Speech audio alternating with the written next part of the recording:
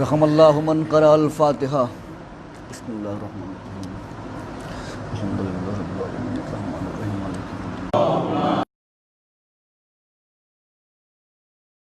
وعلی اہل بیتہ الطیبین الطاہرین المعصومین المظلومین المنتخبین المنتجبین الذین اذهب اللہ عنہم الرجس وطہرہم تطہیرا۔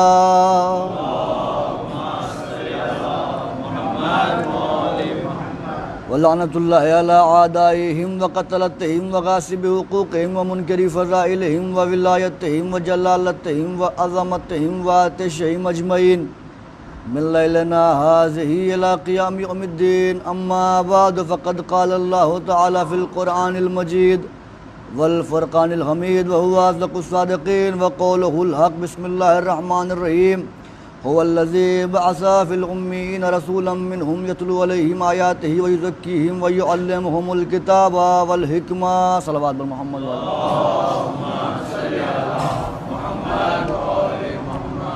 ہر حمد، ہر ثنا، ہر عظمت، ہر بلندی، ہر عزت، ہر توقیر، ہر شہرت، ہر منقبت، ہر فضیلت سزاوار ہے اس خدائے وحدہ لا شریک کے لیے جو ایک چھپا ہوا خزانہ تھا، جس نے قلزم لا سے گوہر مکان کو پیکر وجود عطا کیا اور خود لا مکان رہا، جس نے تخلیق فطرت و تکوین ما سوا کا ارادہ کیا اور ایک ادائے کن کے ذریعے چشم زدن سے بھی کم وقفے میں چندی عالم ہے گوناگوں کو کتمان عدم سے نکال کر منصع شہود پر جلوہ گر کر دیا۔ درود اور سلام ہو ان انوار مقدسات پر ذات واجب نے جنہیں اپنی معرفت کے لیے اپنے نور سے خلق فرمایا، وہ انوار جو اس کی اندیت میں مکین تھے، اس کی وحدانیت کو نشر کرنے کے لیے دنیا میں جلوہ گر ہوئے، لوگوں کو اس کی توحید کی طرف دعوت دی اور باز گشت کر کے اس کے نور میں ضم ہو گئے۔ اس خدائے وحدہ لا شریک کی سب سے بڑی ستائش حمد اور ثنا یہ ہے کہ وہ ان ہستیوں کا خالق ہے جو فرش پہ ہوں تو سب کے سب محمد ہوتے ہیں، عرش پہ ہوں تو سب کے سب علی ہوتے ہیں۔ اس خدائے وحدہ لا شریک کے واجب الوجود ہونے پر دلیل کے لیے بس یہی کہہ دینا کافی ہے کہ وہ ہستیاں اس کو سجدہ کرتی ہیں جن کے لیے شافعی جیسا امام اعظم اپنی پوری زندگی کہتا رہا کفا فی فضل مولانا علی عقوب الشک فیہ انہ اللہ ومات الشافعی ام لیسا یدری علی ربہ وم ربہ اللہ۔ شافعی پوری زندگی کوشش کرتے رہے لیکن سمجھ نہ سکے ان کا رب اللہ ہے یا ان کا رب علی ہے۔ میں ہزاروں بار عمر نو پاؤں اور ان کی دہلیز کے جاروب کش سلمان کی نالین کے تسموں سے لپٹی ہوئی خاک پاک کے ذروں کو اپنے چہرے پر ملتا رہوں اور پھر سلمان دنیا ادراک میں معرفت کے تخت پر جلوہ افروز ہو کر ایمان کے 10 درجے کا تاج اپنے ماتھے پر سجا کر میری طرف ایک نحیف سی نگاہ کر دے، تب کہیں ممکن ہے کہ میں انوار خدا کی شان میں کچھ بولوں۔ ایک صلوات پڑھ دے محمد والے محمد۔ برادران عزیز، بزرگان محترم، عنوان اذہان عالیہ میں محفوظ ہوگا، ہدایت اور قرآن کے عنوان سے گفتگو کا آغاز ہوا ہے جو آج اپنے دوسرے مرحلے میں داخل ہو رہا ہے۔ کل میں نے یہ عرض کیا تھا کہ رسول کو بھیجا گیا تاکہ وہ تزکیہ نفس کریں، تعلیم دیں، حکمت دیں، اسی لیے رسول دنیا میں آئے۔ اب ایک بات یہ ہے کہ کیا عرب والوں کو ہدایت کی احتیاج تھی، ضرورت تھی، یا پوری کائنات کو ہدایت کی احتیاج ہے؟ تو جواب یہی آئے گا کہ چونکہ پروردگار عالم خالق کائنات ہے لہذا وہ کسی ایک مخصوص جگہ کے لیے ہادی نہیں بناتا، پوری کائنات کو ہدایت کی ضرورت ہے۔ اور یہ سلسلہ کوئی ہمارے نبی سے شروع نہیں ہوا بلکہ اس نے پہلے ہی ہادی کا انتظام کیا، ہدایت پہلے بھیجی، گمراہ لوگ بعد میں آئے، اس لیے کہ مرض بعد میں آتا ہے، دوا پہلے وجود میں آتی ہے۔ تو ہدایت تو پہلے ہی اللہ نے بنا دی، اب ہدایت ملے گی کیسے؟ کہ جن کو اللہ نے منصوص من اللہ کیا ہے، جو اللہ کی جانب سے ہادی بن کے آئے، اس سے ہدایت ملے گی۔ ہدایت وہ ذریعہ ہے جو اللہ تک پہنچاتا ہے، ہدایت وہ راستہ ہے جو ہمیں دین کی شناخت کرواتا ہے۔ ہدایت ہادی کے بغیر ممکن نہیں ہے، اور اسی لیے اللہ نے اتنے ہادیوں کا انتخاب کیا تاکہ لوگوں کو ہدایت حاصل ہوتی رہے۔ ہدایت کے لیے اتنے انتظامات کیے اس نے، ہر نبی ہدایت کرنے کے لیے آیا۔ آپ جناب موسیٰ کے زمانے کا دور دیکھ لیں، جب انہیں توریت مل گئی تو یروشلم کی طرف 40 سال تک مسلسل چلتے رہے اپنی قوم کو لے کے۔ اب روایت میں یہ نہیں ملا کہیں کہ کسی کے پیر میں آبلے پڑے ہوں، کوئی تھکا ہو، کوئی بیمار ہوا ہو، کوئی مر گیا ہو اس سفر میں، سب منزل مقصود تک پہنچے۔ اتنا طویل سفر، وہ بھی پیدل سفر، کسی کو فطری اعتبار سے کوئی تکلیف نہ ہوئی، جبکہ تقاضۂ فطرت یہ ہے کہ اگر آپ چلیں تو تھکاوٹ محسوس ہو۔ آپ تھوڑی دور چلیں پیدل تو آپ کو تھکاوٹ کا احساس ہو، یہ ہے تقاضۂ فطرت۔ لیکن کیا انہیں جو موسیٰ کی اتباع میں چل رہے تھے تھکاوٹ محسوس نہیں ہوئی؟ بیمار نہیں ہوئے؟ کہ نہیں، نہ کوئی بیمار ہوا، نہ کسی کو تھکاوٹ محسوس ہوئی۔ وجہ کیا تھی؟ کہ چونکہ ہادی کا انتخاب اچھا کیا تھا، جو فرمائی، چونکہ ہادی معصوم تھا، ہادی با اختیار تھا، تو جو معصوم کی اتباع کرتا ہے اس کا صدیوں کا سفر لمحوں میں طے ہو جاتا ہے، خبر بھی نہیں ہوتی۔ موسیٰ جیسا نبی اب جب صاحب منزل مقصود پر پہنچے تو ان کا تو کام ہی ہے یہ امت کا کہ جب منزل مقصود پر پہنچ جاؤ تو بغاوت کر دو۔ اب بغاوت کر کے صاحب ہمیں توریت دے دیجئے، بس ہمیں توریت کافی ہے، آپ جائیے۔ موسیٰ سے کہا آپ جائیے، اب ہم توریت سے اپنی زندگی گزار لیں گے۔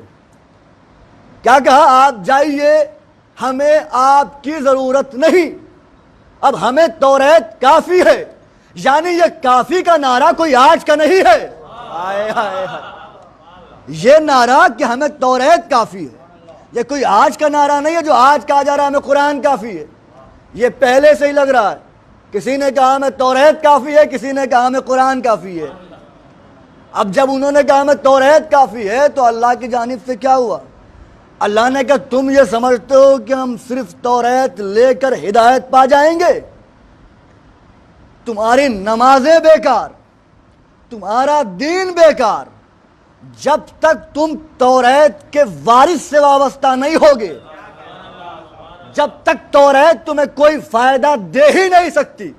تو جس طریقے سے اللہ نے یہ قانون بنا دیا کہ اس وقت تک تمہیں توریت کوئی فائدہ نہیں دے گی جب تک وارث توریت سے وابستہ نہیں ہوگے، بالکل ویسے ہی اس وقت تک قرآن کوئی فائدہ نہیں دے گا جب تک وارث قرآن سے وابستگی نہیں لوگے۔ صلوات پڑھتے محمد والے محمد۔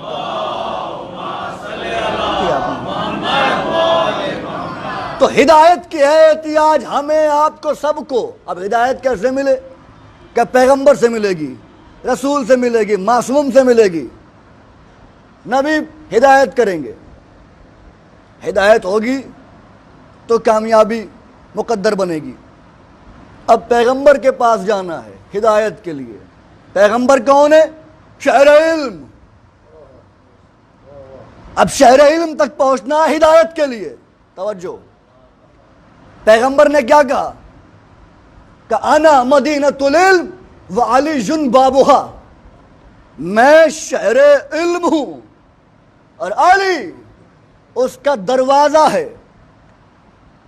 بھائی شہر تو بہت سارے ہوتے ہیں، مثلا چنئی شہر ہے، لکھنؤ شہر ہے، دلی شہر ہے۔ ہر شہر میں جب آپ جائیں گے تو شہر میں داخل ہونے کا ایک راستہ نہیں ہوگا، کئی راستے ہوں گے، لیکن آپ کو پتہ ہونا چاہیے یہ راستہ کہاں لے جائے گا۔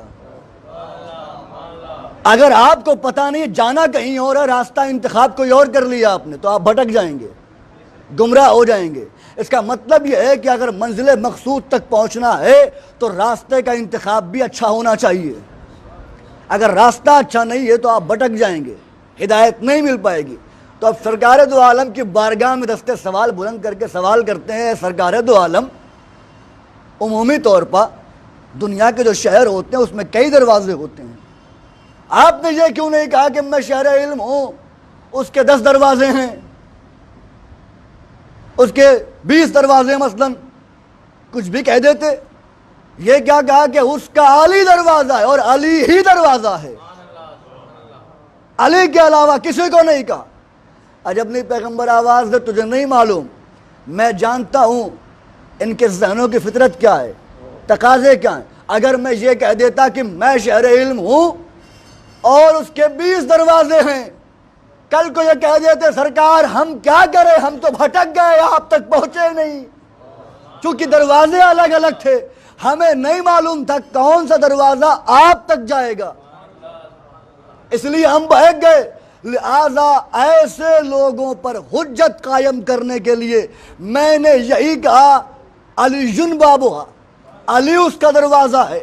اب جس کو مجھ تک آنا ہے وہ پہلے علی تک آئے، علی تک آئے گا تو مجھ تک آئے گا، اور اگر علی تک نہیں آیا تو مجھ تک نہیں پہنچ پائے گا۔ اس کا مطلب یہ ہے کہ پیغمبر نے صاف طور پر اعلان کر دیا، دیکھو اگر تمہیں دین چاہیے تو علی کے دروازے پر آؤ، تمہیں شریعت چاہیے علی کے دروازے پر آؤ، تمہیں فلاح چاہیے علی کے دروازے پر آؤ، تمہیں نجات چاہیے علی کے دروازے پر آؤ، تمہیں بلندی چاہیے علی کے دروازے پر آؤ، تمہیں ترقی چاہیے علی کے دروازے پر آؤ، تمہیں شجاعت چاہیے علی کے دروازے پر آؤ، تمہیں نجابت چاہیے علی کے دروازے پر آؤ، تمہیں سخاوت چاہیے علی کے دروازے پر آؤ، توجہ علی کے دروازے پر آؤ، تمہیں خدا چاہیے علی کے دروازے پر آؤ، علی یہی خدا یہیں سے ملے گا، خدا یہیں سے ملے گا۔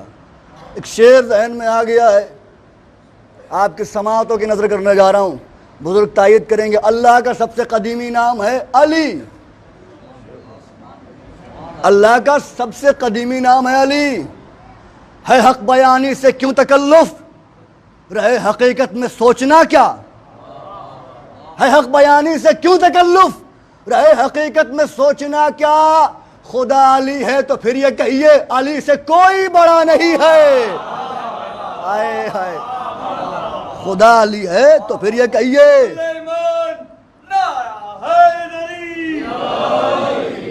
خدا علی ہے تو پھر یہ کہیے علی سے کوئی بڑا نہیں ہے، اس لیے کہ خدا علی ہے تو خدا سے بڑا کون ہے، خدا سے بڑا تو کوئی نہیں ہے، سب سے بڑا تو خدا ہے۔ تو ہدایت چاہیے تو ان کے دروازے تک آنا پڑے گا، یہ ہدایت کریں گے۔ اچھا علی تک آنا ہے، ہدایت کس چیز کی؟ اہدنا الصراط المستقیم، مالک ہمیں صراط مستقیم کی ہدایت کر۔ اچھا ترجمے میں اختلاف ہے بہت سارے، کسی نے کہا ہمیں سیدھا راستہ دکھا، ہم نے کہا ہمیں قائم رکھ۔ نماز تو پڑھتے ہیں الحمدللہ، اور علی والا وہ ہوتا ہی نہیں جو بے نماز ہو، علی والا ہے تو نمازی ہوگا۔ نماز اگر جماعت سے پڑھی ہوگی آپ نے تو جب پیش نماز جو ہوتا ہے وہ الحمد کا سورہ پڑھتا ہے، جب وہ کہتا ہے والضالین تو پیچھے والے لوگ کہتے ہیں الحمدللہ رب العالمین، جب وہ سورہ تمام کرتا ہے یہی کہتے ہیں نا، لیکن ادھر کیا ہوتا ہے آمین، یہاں الحمدللہ وہاں آمین، فرق سمجھے آپ؟ اگر کسی چیز کی دعا مانگیے آپ تو اس کے قبول ہونے کے لیے آمین کہا جاتا ہے، لیکن اگر کوئی دعا قبول ہو جائے آپ کی تو آپ کہتے ہیں الحمدللہ۔ تو اب جہاں دعا قبول نہیں ہوئی وہاں آمین ہے، اور جہاں صراط مستقیم مل گیا وہاں الحمدللہ ہے۔ صلوات پڑھتے محمد والے محمد پر، فرما رہے ہیں۔ تو اب اہدنا الصراط المستقیم، اب یہ صراط مستقیم کیا ہے؟ واقعات سنے ہوئے ہوتے ہیں، زاویے نئے ہوتے ہیں، نتیجہ دینے کا ہر طالب علم کو حق ہے، میں بھی ایک چھوٹا سا طالب علم ہوں، اپنے مبلغ علم کے تحت کم علمی کا اعتراف کرتے ہوئے نتیجہ پیش کر رہا ہوں۔ اب یہ سوال جب مدینے کی گلیوں میں گھومنے لگا کہ اللہ نے کہہ تو دیا کہ صراط مستقیم تک آؤ، لیکن اب یہ صراط مستقیم ہے کیا؟ پتہ کیسے چلے صراط مستقیم کیا ہے؟ روایتیں بھری پڑی، الگ الگ روایت، مسجد چھلک رہی تھی، پیغمبر بیٹھے ہوئے تھے، کسی ایک نے جو منصب میں بڑا نہیں تھا، جو رتبے میں بڑا نہیں تھا، ہاں قد میں بڑا تھا، اس نے کہا پیغمبر صراط مستقیم کیا ہے؟ سرکار نے فرمایا اجلس، بیٹھو۔ پھر تھوڑی دیر کے بعد پوچھا ما ہوا صراط مستقیم؟ کہا اجلس، بیٹھو۔ 3 بار، روایت کے جملے 10 بار بھی ہیں کہ 10 بار متواتر وہ پوچھتا رہا، پیغمبر کہتے رہے بیٹھو بیٹھو بیٹھو۔ پھر پیغمبر نے کہا کہ تم صراط مستقیم کے متعلق پوچھنا چاہتے ہو، آج تمہیں محمد صراط مستقیم کے متعلق بتائے گا نہیں، صراط مستقیم دکھائے گا۔ ہائے ہائے، آج محمد دکھائے گا۔ اب یہ حیران، کیا صراط مستقیم دیکھی جا سکتی ہے؟ کیا انتظار کرو، بیٹھو، صبر کرو، تحمل سے کام لو۔ اب انتظار کرنے لگے۔ چند لمحے کے بعد میرا مولا علی مسجد میں داخل ہوا۔ مل کے صلوات پڑھیں نا محمد والے محمد۔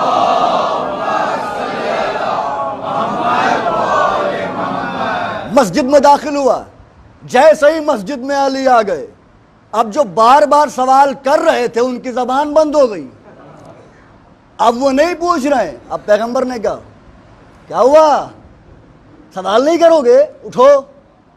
ابھی تک کہتے اجلس، بیٹھو، اب کہا اٹھ جاؤ۔ اٹھے۔ کیا سوال تھا؟ صراط مستقیم۔ انہیں لگا کہ ابھی علی سے کہیں گے، علی نے بتاؤ صراط مستقیم کیا ہے، صراط مستقیم دکھا دو ان کو، علی جواب دیں گے۔ کہا جو کہا وہ کرو، سوال کیا ہے؟ کہا صراط مستقیم کیا ہے؟ کہا میں نے کیا کہا؟ کہا آپ نے کہا آج بتاؤں گا نہیں دکھاؤں گا۔ کہا تو پھر ٹھیک ہے، جب میں نے کہا آج بتاؤں گا نہیں دکھاؤں گا تو پھر دیکھو اِنَّا هَذَا صراط مستقیم، یہ علی صراط مستقیم ہے۔ علی تک آنے کی دعوت دی گئی ہے۔ اب جملہ جو اس سے آگے والا ہے وہ جب آپ تک پہنچے گا اور میں پہنچا لے گیا تو شاید آپ پھر یہاں نہیں ہوں گے، جبریل کے ہم سفر ہو جائیں گے۔ کیا کہا؟ علی صراط مستقیم ہے، اور اللہ نے صراط مستقیم تک یعنی علی تک آنے کی دعوت دی ہے۔ شیطان کو جب اللہ نے نکالا تھا تو شیطان نے کیا کہا تھا؟ پروردگار تیرے بندوں کو صراط مستقیم تک آنے نہیں دوں گا۔ شیطان نے کیا کہا؟ تیرے بندوں کو صراط مستقیم تک آنے نہیں دوں گا۔ پھر اللہ نے بھی کیا کہا؟ جو میرے مخلص بندے ہوں گے تو انہیں روک بھی نہیں پائے گا، جو میرے مخلص بندے ہوں گے تو انہیں روک بھی نہیں پائے گا۔ یعنی معلوم چلا کہ جو مخلص نہیں ہوتے وہ صراط مستقیم تک نہیں آ سکتے، جو مخلص ہوں گے وہ صراط مستقیم تک آئیں گے۔ شیطان نے یہ دعویٰ کر دیا کہ پروردگار میں تیرے بندوں کو صراط مستقیم تک آنے نہیں دوں گا۔ کس نے دعویٰ کیا؟ شیطان نے۔ پیغمبر نے کیا کہا علی کے لیے کہ علی صراط مستقیم ہے، توجہ، علی صراط مستقیم ہے، اور شیطان نے اللہ سے کہہ دیا میں تیرے بندوں کو صراط مستقیم تک نہیں آنے دوں گا۔ مجھے معلوم چل گیا کہ علی تک آنے سے وہی روکتا ہے جس کے اندر شیطان ہوتا ہے۔ صلوات پڑھ دے محمد والے محمد پر۔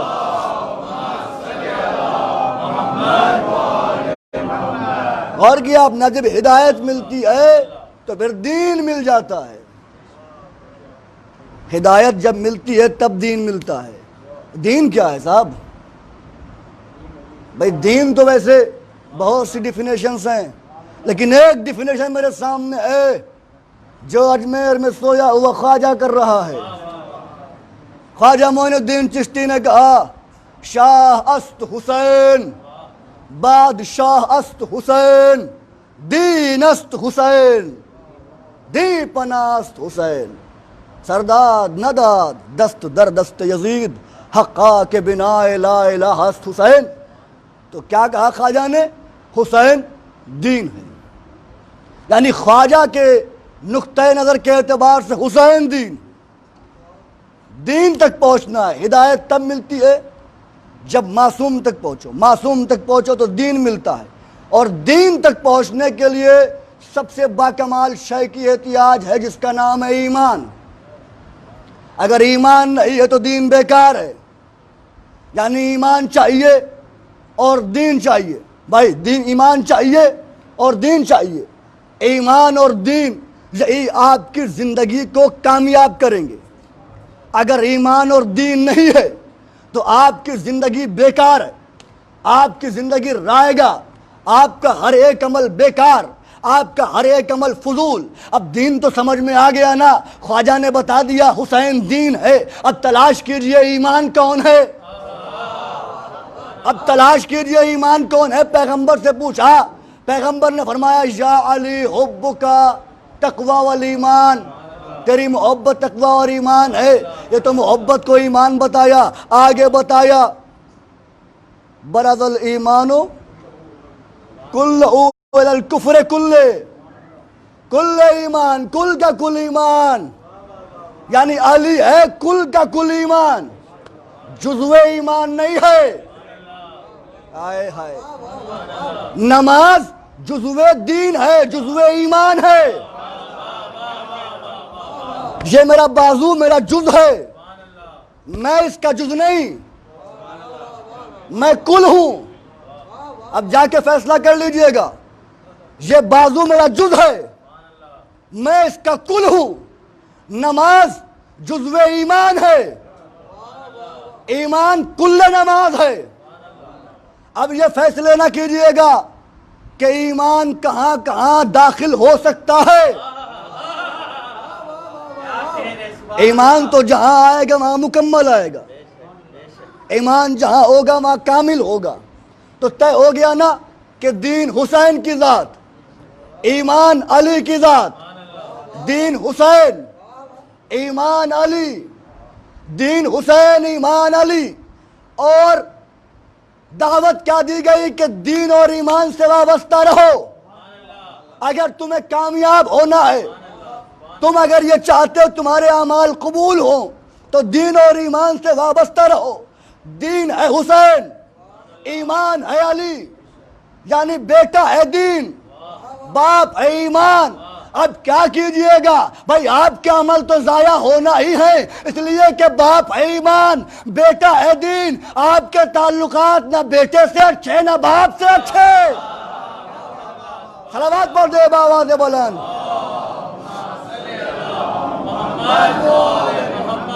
غور فرمایا آپ نے؟ تو ہدایت کی ضرورت سب کو ہے، ہم ہوں آپ ہوں، اور ہادی جو اللہ کی طرف سے منتخب ہو کے آیا ہے۔ ہم اور آپ ہادی نہیں بناتے، ہم اور آپ ہادی منتخب نہیں کرتے، ہادی خدا بناتا ہے۔ ہادی کا انتخاب خدا کی ذات کرتی ہے، خدا منتخب کرتا ہے اپنے ہادی کو اور وہ دنیا میں بھیجتا ہے۔ اور ہادی معصوم ہوتا ہے، ہادی نور خدا ہوتا ہے، اور نور نازل ہوتا ہے، نور اترتا ہے۔ اب یہ انوار خدا ہیں، یہ اترتے ہیں، نازل ہوتے ہیں۔ نازل کسے کہتے ہیں؟ نازل کا مطلب یہ ہوتا ہے کہ ایک جگہ سے دوسری جگہ اتر جانا، یعنی کوئی اور جگہ تھی وہاں سے کہیں اور آ گئے، بات کہیں اور آ جائے گی، وہاں سے اتر کر یہاں آ گئے۔ آپ کو یاد ہے نا جب آدم کا پیکر بنا تھا تو کیا کہا تھا اللہ نے؟ سجدہ کرو اسے۔ سب نے سجدہ کر لیا تھا، سجدہ ہو گیا، آدم کو خلافت مل گئی، شیطان بارگاہ خدا سے نکال دیا گیا، نکالا گیا۔ فرشتے بھی سہمے ہوئے تھے کیوں؟ کیونکہ فرشتوں نے اعتراض کیا تھا کہ اس کو خلیفہ بنائے گا. تو یہ اعتراض جو کیا تھا نا وہ ان کے خوف کا سبب تھا. اب سہمے ہوئے تھے، پریشان حال تھے. آواز قدرت آئی، پریشان کیوں ہو؟ کہ مالک ہم نے گستاخی کی. کیا گستاخی معاف ہو جائے گی؟ کیا کرنا پڑے گا؟ کہ بیت المعمور کا طواف کرو. بیت المعمور کا طواف کرو. یہ بیت المعمور کیا ہے؟ کہ عرش پر پنجتن کے گھر کا نام ہے بیت المعمور. یعنی اگر فرشتوں سے بھی لغزش ہو جائے، فرشتے بھی سہمے رہیں، معصوم فرشتے، تو اللہ کہتا ہے گستاخی معاف کر دوں گا اگر تم پنجتن کے گھر کا طواف کر لو. ہائے ہائے، پنجتن کے گھر کا طواف کرو. اور پنجتن کے گھر کا طواف کس نے کیا؟ فرشتوں نے. فرشتے کون ہیں؟ معصوم. یعنی معصوم کی سنت ہے پنجتن کے گھر کا طواف کرنا. اب جو کربلا جا کے ذریعوں کا طواف کرتے ہیں ان پہ اعتراض نہ کرنا، اس لیے کہ اپنے مقدر کی بات ہے. جو فرشتہ صفت ہوگا وہ ذریع کا طواف کرے گا. اور کیا؟ اب بھائی آدم یہ منظر دیکھ رہے تھے. آدم یہ منظر دیکھ رہے تھے کہ ارے یہ کون سی ہستیاں ہیں جن کے مسکن کا طواف کرنے پر اللہ نے گستاخی معاف کر دی. آواز قدرت ہے. آدم کس فکر میں چلے گئے کہ مالک یہ گھر کس کا ہے؟ کہا یہ ان کا گھر ہے جن کو میں نے اپنے نور سے صادر کیا ہے. یہ ان کا گھر ہے جن کو میں نے دلیل وحدت بنایا ہے. مالک ہماری اولاد میں تو بہت گنہگار ہوں گے، ہمارے آنے والی نسل میں بہت گنہگار ہوں گے، اور تو ان کے گھر کا طواف کرنے پر معاف کر دیتا ہے. میری اولاد کو معافی کیسے ملے گی؟ یہ گھر تو عرش پہ ہے، وہ تو عرش پہ آ نہیں سکتے. اللہ نے کہا پریشان نہ ہو آدم، ہم اس کی ایک چھبی بنائیں گے. اس گھر کی ایک چھبی بنائیں گے. جملے پر غور نہیں کیا آپ نے. اس گھر کی ایک چھبی بنائیں گے جس کا نام کعبہ ہوگا. یہ چھبی بنانا یہ سنت خدا ہے، یہ ہمارا اور آپ کا کام نہیں ہے. اللہ نے کہا ہم چھبی بنائیں گے بیت المعمور کی. بیت المعمور گھر کس کا؟ پنجتن کا. آدم نے سنا مالک کیا بنائے گا؟ چھبی جس کا نام رکھوں گا کعبہ. پروردگار لیکن اس میں تو پنجتن مقیم ہیں، پنجتن رہتے ہیں، ان کی وجہ سے یہ بیت المعمور ہے. تو کعبہ کیسے ہوگا جب تک پنجتن نہیں ہوں گے؟ اللہ نے فرمایا پریشان نہ ہو آدم، ہم جب کعبہ بنائیں گے تو پنجتن کی ایک فرد بھی اتاریں گے تاکہ کعبہ ہو جائے. کس کو؟ کہ پریشان نہ ہونا، ہم اس کو اتاریں گے جو میرا چہرہ ہوگا، جو میری زبان ہوگا، جس کا ہاتھ میرا ہاتھ ہوگا، جس کا وجود میرے وجود کے دلیل بنے گا، اس کو اتاروں گا. علی کو کعبے میں اتارا. اب مسلمانوں کو یہ چاہیے کہ کعبے کا طواف نہ کریں، اس لیے کہ اللہ نے کہا آدم سے کہ ہم علی کو اتاریں گے. اور علی کی وجہ سے، چونکہ وہاں پنجتن کی وجہ سے گستاخی معاف ہوتی ہے، یہاں کعبے کا طواف علی کی وجہ سے گستاخی معاف ہوگی. تو علی کو بنایا ہے سبب، علی کو بنایا ہے علت، علی کو بنایا ہے ذریعہ. اب علی کی وجہ سے گستاخی معاف ہوگی، گناہ معاف ہوگا. اب سوچ سمجھ کے طواف کرنا. اگر خانہ دل میں علی ہوگا تو طواف قبول ہوگا، گناہ معاف ہوں گے. ورنہ گناہ معاف نہیں ہوں گے. خانہ دل میں علی نہیں ہوگا تو گناہ معاف نہیں ہوں گے. اب علی کی ایک مثال دی پیغمبر نے، بس بات سمجھ رہا ہوں. علی کی ایک مثال دی پیغمبر نے، کیا کہا؟ مثل علی کا مثل الکعبہ. مشہور حدیث ہے، مثل علی کا مثل الکعبہ. اچھا اب میں آپ سے پوچھ رہا ہوں، علی کعبے جیسا ہے، یہی ترجمہ؟ علی کی مثال کعبے جیسی. میری طرف توجہ کریں، بچوں کو مت دیکھیں آپ. علی کی مثال کعبے جیسی ہے، ٹھیک ہے، کعبے جیسی. کسی چیز کی مثال، مثلا میں اگر آپ یہ کہیں بھئی ہلال صاحب بلال صاحب کی طرح مجلس پڑھتے ہیں تو یہ میری فضیلت ہے، میری تعریف کر رہے ہیں آپ. لیکن اگر آپ کے بلال صاحب کی طرح مجلس پڑھتے ہیں تو یہ آپ ان کی عظمت بیان کر رہے ہیں کہ ان کی تحقیر کر رہے ہیں. اس کا مطلب یہ ہے کہ آپ یہ کہیے بھائی بلال صاحب تو بالکل اطہر صاحب کی طرح پڑھ رہے ہیں. یعنی بڑی شے کی نسبت چھوٹی سے نہیں دی جاتی. ہم اور آپ تو جانتے ہیں کہ بڑی شے کی نسبت چھوٹی شے سے نہیں دی جاتی. اللہ نہیں جانتا؟ کعبہ افضل ہے یا علی؟ علی افضل ہے نا. تو جب علی افضل ہیں تو اللہ یہ کیوں کہہ رہا مثل علی ان کا مثل الکعبہ، علی کی مثال کعبے جیسی ہے. یہ علی کی فضیلت ہے کہ صاحب سمجھے نہیں آپ، اس میں بہت راز کی بات ہے. جو اللہ نے یہ جو پیغمبر نے یہ کہا نا کہ علی کی مثال کعبے جیسی ہے، اس میں اسرار ہیں، راز ہیں. یوں ہی نہیں کہہ دیا. کوئی اس لیے مثال نہیں دی ہے کہ کعبہ خدا کا گھر ہے. اچھا اگر کعبہ خدا کا گھر ہے تو کعبے کے پاس تو ایک نسبت ہے بیت اللہ، علی کے پاس تو کئی نسبت ہے، جنب اللہ، وجہ اللہ، عین اللہ، سر اللہ. تو اس اعتبار سے بھی علی آگے ہیں. پھر مثال کیوں دی؟ کہ بالکل ایسے سمجھیے مثلا ہمارے عدنان بھائی بیٹھے ہوئے، میں نے کہا عدنان بھائی شیر ہیں. بھائی آپ کی مثال اس لیے دے رہا ہوں تاکہ کوئی برا نہ مان جائے. شیر ہیں بھائی. اچھا میں نے شیر کہہ دیا تو کیا نعوذ باللہ میں نے یہ کہہ دیا کہ ان کے بڑے بڑے دانت نکلے ہوئے یا بڑے بڑے ناخون نکلے ہوئے، یہ گوشت کھاتے ہیں کچا؟ کیا مطلب ہے؟ شیر کی مثال دینے سے کیا مطلب ہے؟ اب جو عقل مند ہوگا کہ صاحب آپ سمجھے نہیں، ان کے نہ ناخون نکلے ہیں نہ دانت نکلا ہے. مثال اس لیے دے گئے کیونکہ وہ دلیر ہیں، بہادر ہیں. یعنی بہادری کی بنیاد پر انہیں شیر کہا گیا چونکہ یہ بہادر ہیں. تو بھائی علی کی مثال جو کعبے سے دی جا رہی ہے تو کوئی تو صفت ہوگی جو کعبے سے دی جا رہی ہے. صفتیں تو بہت ہے، دو ظاہر صفت سنیے. پیغمبر نے کہا نا کہ اللہ کی طرف سے اعلان ہے کہ کعبہ بلد الامین ہے. جو کعبے کی حدود میں آئے گا وہ اللہ کے عذاب سے امان پائے گا. پہلا رخ. اب جو پیغمبر نے کہا علی کی مثال کعبے والی ہے تو جیسے کعبے کی حدود میں آنے والا عذاب سے محفوظ رہتا ہے ویسے ہی علی کے دامن طلب میں آنے والا امان سے محفوظ، عذاب سے محفوظ رہے گا.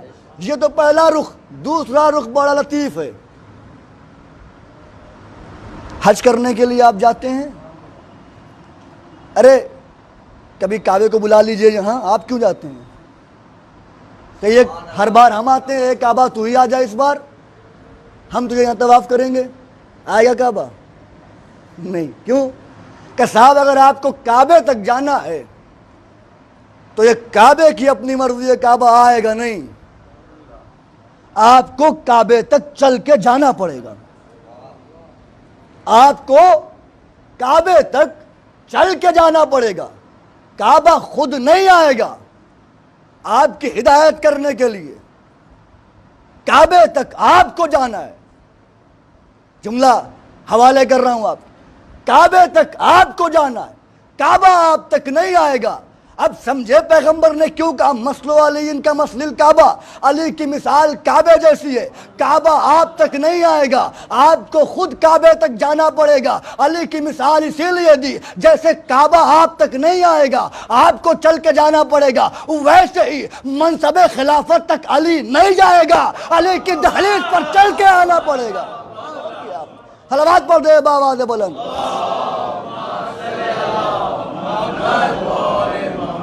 اور فرمایا آپ نے تو پیغمبر کا کام ہے ہدایت. ہدایت کیا کہا؟ یعلمہم الکتابہ، کتاب و حکمت کی تعلیم دیتے ہیں. تعلیم تعلیم چاہیے آپ کو، دے گا کون؟ پیغمبر. یہ تعلیم کیا ہے؟ بس اس جملے میں کوئی خطابت نہیں ہوگی، جملہ سمجھ لیجئے گا. تعلیم کیا ہے؟ کہا بھائی آپ تعلیم نہیں جانتے کیا ہے؟ تعلیم کے حروف پر غور کریے، تے، عین، لام، یہ اور میم، کیا حرف ہیں؟ 5۔ شاباش، یعنی علم کا مرکز ہے پنجتن، علم ملے گا پنجتن کے ذریعے۔ اب اس میں ایک چیز اور پوشیدہ ہے، کیا؟ تعلیم میں کیا ہے؟ عین، لام، یہ، کیا بنا؟ علی۔ تعلیم کے شروع میں ہے تے ہٹائیے، کیا بچا؟ عین، لام، یہ، آخر میں میم بھی ہٹائیے۔ اب علی الگ ہوا، تے اور میم بچا، تم۔ علی کو الگ کر کے کیا بچا؟ تم۔ پیغمبر آئے ہیں تعلیم دینے کے لیے، یعنی اشاروں میں بات یہ ہے کہ پیغمبر تم تک علی پہنچانے آئے ہیں۔ اب پیغمبر تم تک علی پہنچائیں گے، اگر تم نے علی کو مانا تو تعلیم یافتہ رہو گے، لیکن اگر علی کو نہیں مانا تو پھر تم ہو تعلیم یافتہ نہیں ہو۔ علی کے بغیر علم کا سوال ہی نہیں پیدا ہوتا۔ علی ہیں تو علم ہے، علی ہیں تو اسرار ہیں، علی ہیں تو بلندی ہے، علی نہیں ہے تو کچھ نہیں ہے۔ علی کے بغیر کچھ بھی نہیں۔ اور ہر چیز کی ہوتی ہے ایک اجرت، ایسے ہی پروردگار عالم نے اس دین کی بھی اجرت رکھی۔ کیا کہا؟ قُلْ لَا أَسْأَلُكُمْ عَلَيْهِ أَجْرًا إِلَّا الْمَوَدَّةَ فِي الْقُرْبَى۔ اے نبی ان سے کہو جو میں نے مشقت کی ہے، محنت کی ہے، اس کا صلہ مجھے کچھ نہیں چاہیے، بس ایک صلہ چاہیے، کیا؟ ہماری آل سے مودت کرو۔ یعنی یہ تمام دین میں جتنے رکن، نماز، روزہ، حج، زکوٰۃ، جتنی بھی چیزیں ہیں، سب کا اجر کیا ہے؟ مودت اہل بیت۔ اور شریعت محمدی کا قانون یہ ہے کہ ہر شے اس وقت تک حرام ہوتی ہے جب تک اس کی اجرت ادا نہ کی جائے۔ ہر شے حرام ہوتی جب تک اس کی اجرت نہ دی جائے، اس کی قیمت نہ دی جائے۔ نماز کی قیمت مودت اہل بیت، روزے کی قیمت مودت اہل بیت، توجہ، حج کی قیمت مودت اہل بیت، زکوٰۃ کی قیمت مودت اہل بیت، پورے دین کی قیمت ہے مودت اہل بیت۔ اور اگر قیمت ادا نہ کی جائے تو چیزیں حرام ہوتی ہیں۔ آپ باطل اور جائز کے چکر میں پڑے ہوئے ہیں، اگر یہ نہ ہو تو نماز حرام ہوتی ہے۔ باطل اور جائز کا سوال ہی نہیں ہے، یہ نہ ہو ان کی محبت نہ ادا کی جائے تو نماز بھی حرام ہو جائے گی، روزہ بھی حرام ہو جائے گا۔ اس لیے کہ دل کی دنیا میں بھی ایک کعبہ بنانا چاہیے۔ بس یہ قطع بند پڑھ کے ربط مصائب ذہن میں ہے نا، جو مقروض ہوتا ہے وہ قرض دار ہے، جب تک وہ قرضہ ادا نہ کرے جب تک شے حلال نہیں ہوتی۔ قطع بند سنیے گا، دل کی دنیا میں بھی ایک کعبہ بنانا چاہیے۔ اچھا بنا لیا کعبہ، پھر ارے جب بنا لیا کعبہ تو کعبے کی خاصیت یہ ہے کہ اس میں علی رہتا ہے۔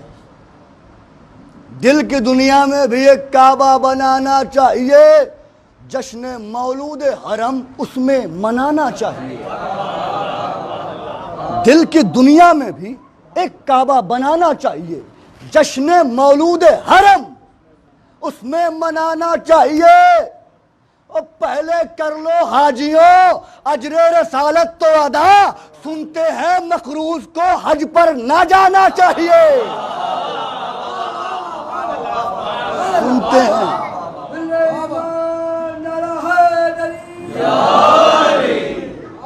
مولا شاد رکھیں آپ کو۔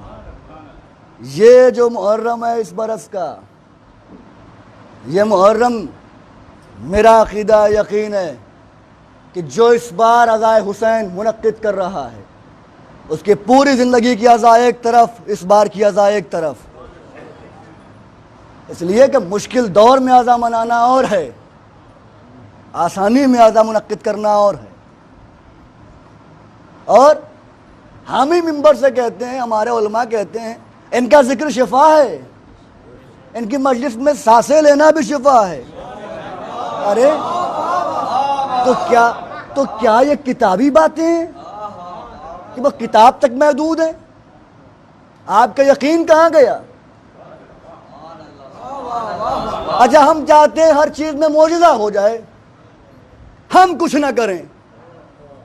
اب یہ وبا آ گئی, مولا معجزہ ہو جاتا, ختم ہو جاتی. ارے ہم کچھ نہ کریں, پھر آپ کی محبت کیا ہے بھائی؟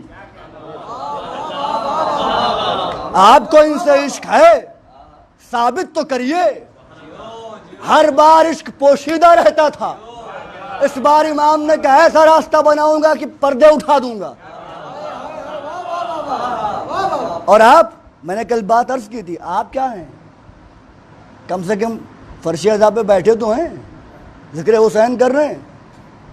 اتنی سی پابندی ہے تو حالت خراب ہے. ارے کیا کریں گے بھائی؟ جیل ڈالیں گے؟ عام لڑائی میں تو آپ جیل چلے جاتے ہو, رہ لیں گے جیل. اور نام حسین پہ اگر جیل چلے گئے تو سمجھیے آپ قید نہیں ہوئے, آزاد ہوئے. یہ کوئی دور نہیں ہے بنی عباس, بنی امیہ اور منصور کا دور. ایسا دور تھا, ایک دور تو ایسا گزرا ہے کہ اگر کسی گھر سے یا حسین کی آواز آتی تھی تو وہ پوچھتے نہیں تھے کچھ, گھر کو آگ لگا دیتے تھے. خدا نہ کرے ایسا دور آئے گا تو شاید ہم حسین حسین بھی نہیں کریں گے. عشق قربانی مانگتا ہے. عشق کوئی آسان شے کا نام نہیں ہے. ہم بس عاشق حسین ہیں, عاشق حسین ہو, قربانی مانگتا ہے عشق. قربانی کے بغیر عشق کامل نہیں ہوتا. محمد مصطفیٰ سے اللہ نے عشق کیا تو اللہ نے قربانی دی. کہاں؟ اپنی ہر صفت قربان کر دی محمد پہ. بلایا, آ جاؤ عرش پہ ملنے کے لیے. یعنی جو عاشق ہوتا ہے وہ معشوق کو بلاتا ہے. عاشق اگر اس منزل کمال پہ ہو تو معشوق کو بلا کے رہتا ہے, معشوق کو بلا کے رہتا ہے. اللہ عاشق محمد تھا, محمد خدا کا معشوق تھا. اللہ نے محمد کو بلا لیا عرش پہ, آ جا آ جا آ جا. اب ایک دعویٰ خدا نے کیا تھا کہ میں محمد کا عاشق, ایک دعویٰ حسین کی ذات نے کیا میں اللہ کا عاشق. ایک دعویٰ خدا نے کیا میں محمد کا عاشق, ایک دعویٰ حسین نے کیا میں اللہ کا عاشق. اور دستور یہی ہے کہ عاشق معشوق کو بلا لیتا ہے. ہائے ہائے ہائے, عاشق معشوق کو بلا لیتا ہے. اللہ عاشق محمد تھا, محمد خدا کا معشوق. اللہ نے اپنے معشوق کو بلایا. حسین عاشق خدا, اللہ حسین کا معشوق. اللہ حسین کا معشوق, محمد اللہ کا معشوق. محمد نے اللہ کے عشق پر لبیک کہا. اللہ نے محمد کو بلا لیا, اپنے قریب بلا لیا.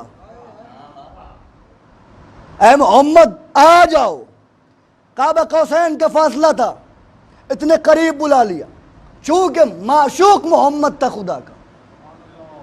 اب حسین کا اگر جملہ پہنچ گیا نا تو پھر آپ جب آپ دوبارہ کربلا جائیں گے نا تو لطف لگائے گا آپ کو. معشوق عاشق تک پہنچتا ہے اگر عاشق کا عشق سچا ہو. اب آپ کا بھی معشوق کوئی ہے, پردے میں ہے نا,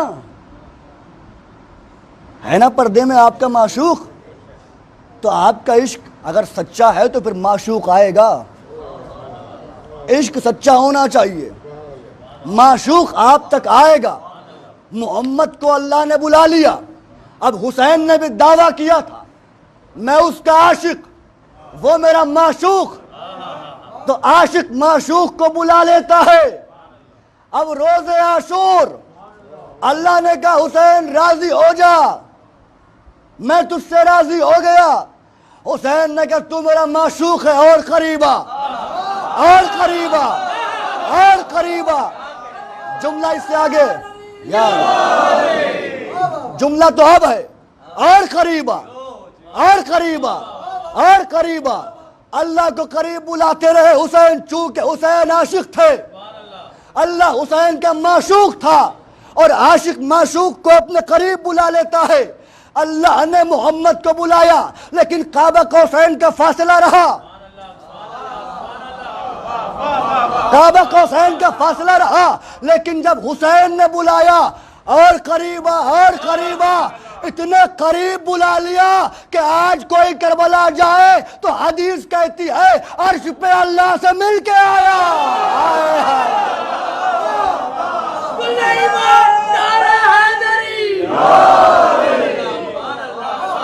مولا شاد رکھیں آپ. یہی جذبہ ایمانی ہونا چاہیے. ایک بی بی ہے جو ہماری داد لینے نہیں آتی، ہمارا علم دیکھنے نہیں آتی. وہ بی بی ایک رومال لے کے آ جاتی ہے، بقیہ سے ٹوٹی ہوئی لہ چھوڑ کے اپنا ٹوٹا پہلو تھام کے جہاں جہاں بھی مجلس ہوتی ہے. اس وقت آپ سوچئے بطول کتنی دعا دے رہی ہوں گی ان کو جو اس مشکل وقت میں تمام مشکلات کو دیکھتے ہوئے اپنی جان پر کھیل کے حسین کی صف عزا بچھا رہے ہیں. مادر حسین کے دل کو کتنی تسکین مل رہی ہوگی. جزاک اللہ. حسینی آنکھیں بھی کیا آنکھیں ہوتی ہیں. بس ادھر مصائب حسین کے بادل چھائے، ادھر آنکھیں برسنے پر آمادہ ہو گئیں. ارباب عزا، آج 2 محرم ہے. 2 محرم کہہ دیا میں نے، آپ نے سن لیا.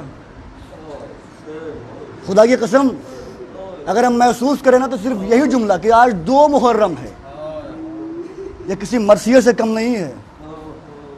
کیا ہوا تھا آج؟ کہ آج ہی کی تاریخ وہ تاریخ ہے جب فرزند زہرا وارد کربلا ہوئے. وارد کربلا جب ہوئے رہوار رک گئے. روایتوں میں 6، 9 اور 13 رہوار بدلے لیکن رہوار آگے نہیں بڑھے. اب میرانی صاحب کے مرثیے میں یہ بند ملتا ہے، جنبش جو مرکبوں میں نہ پائی حسین نے، ایک مشت خاک جھک کے اٹھائی حسین نے. خود سونگھی اور بہن کو سنگھائی حسین نے، ہمشیر کی سنی یہ دعائی حسین نے. ارے جلدی یہ خاک پھینکو میری جان جاتی ہے. ارے بھیا تمہارے خون کی بو اس میں آتی ہے. اجرکم علی الزہرا، خدا کوئی غم نہ دے سوائے غم حسین کے. اے بھیا یہ عجیب خاک ہے، تمہارے خون کی بو آ رہی ہے اس میں. مجھے ایسا کیوں لگ رہا ہے میرے بھائی کہ ہم اجڑنے والے ہیں. میرے بھیا مجھے ایسا کیوں لگ رہا ہے کہ آپ ہم سے بچھڑنے والے ہیں. زینب بے قرار. حسین نے قریب کے گاؤں سے لوگوں کو بلوایا. آئے لوگ، پوچھا اس جگہ کا نام کیا ہے، مقام کا نام کیا ہے. کسی نے کہا ماریا. یقال لہا ماریا، اس کو ماریا کہتے ہیں. امام خاموش رہے. اور کوئی نام؟ یقال لہا نینوا، اسے نینوا کہتے ہیں. کئی سارے نام لوگوں نے بتائے. امام خاموش رہے. اچانک ایک بزرگ نے کہا یقال لہا کربلا، اسے کربلا کہتے ہیں.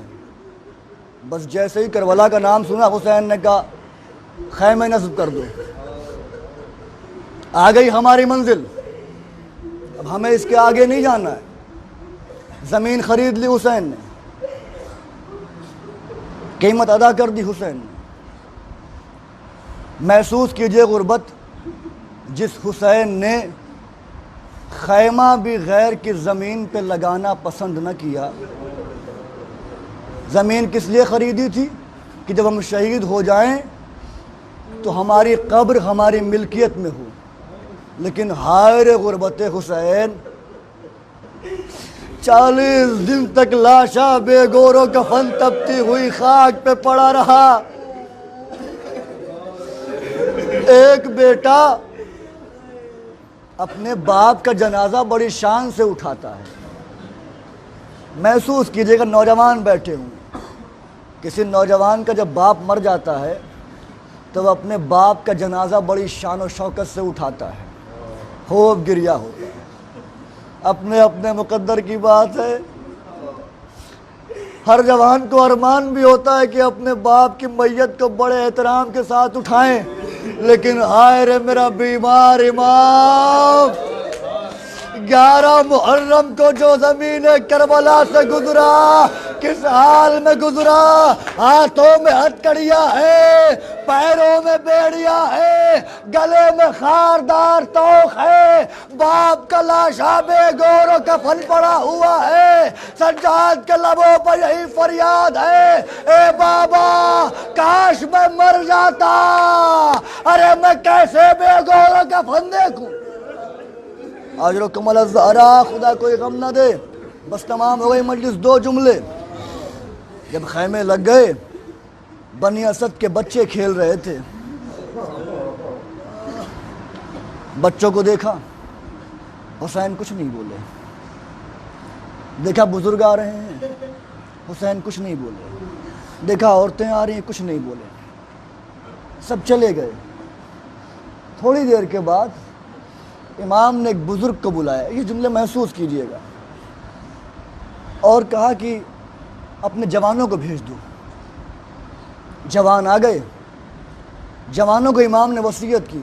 آپ دیکھیے سلطان مدینہ کتنا غریب ہے۔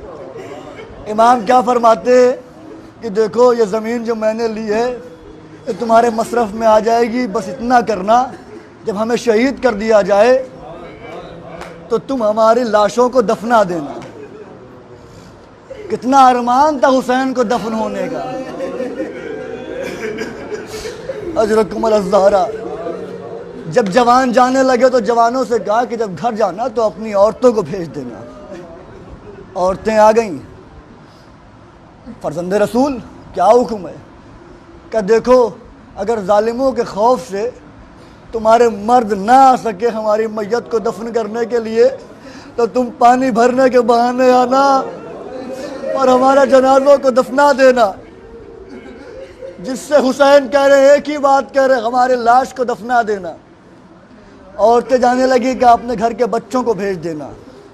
سب سے غربت آمیز جملہ حسین کا یہی ہے۔ بچے آ گئے، بچوں سے کہا بیٹا سنو، اگر ظالموں کے ڈر سے تمہارے والدین اور تمہاری مائیں نہ آئیں، ہمارے لاشیں بے گور و کفن پڑے رہیں، تو تم اتنا احسان کرنا، تم کھیلنے کے بہانے آنا اور کچھ نہ کرنا، تمہیں قبر نہیں بنانا ہے، بس روز آنا، کھیلتے کھیلتے ایک مشت خاک اٹھانا اور آ کے ہماری لاشوں پر ڈال دینا، روز آتے رہنا، خاک ڈالتے رہنا۔ بڑا ارمان تھا حسین کو کہ میرا لاشا دفن ہو، لیکن آئے رے امت کی ستم ظریفی، 40 دن تک کربلا کے میدان میں جلتی ہوئی زمین پر حسین کا لاشا بے گور و کفن رہا۔ ایک دکھیاری ماں لاشے کے قریب بیٹھ کے بیل کرتی رہی، اے بابا میرا حسین بے گور و کفن ہے، اے بابا اس کا لباس جنت سے آیا تھا لیکن آج یہ کفن کو محتاج ہے، اے بابا کیا صلہ دیا ہے امت میں۔ اللہ لعنت اللہ للقوم الظالمین، سعالم الذین ظلموا ایام انقلب ينقلبون، اللہم لن ولا ظالمین ظلم حق محمد وآل محمد وآخر تابعین لو ولا ذالک، اللہم لن الاصابت التي جازت الحسن علیہ السلام وشایات وبایات وتعبات لقتلی، اللہم لنہم جمیع، اللہم خصوصا انت ولا ظالمین باللعن منی وعبد بہی ولن ثم الثانی والثالث والرابع، اللہم لن یزد ابن معاویہ خامسا، وزن عبد الله بن زياد بن مرجان عمر بن سعد وشمل والا بسفيان والا زياد والا مروان إلى يوم القيامة. اللهم اكتبنا من زوال الحسين. اللهم اجعلنا من الباقين بمصاب الحسين. اللهم اجعلنا من الباقين بمصاب الحسين. اللهم اجعلنا من الباقين بمصاب الحسين. آسن الله لك العزاء في أزاء الحسين. آسن الله لك العزاء في أزاء الحسين. آسن الله لك العزاء في ماتم الحسين.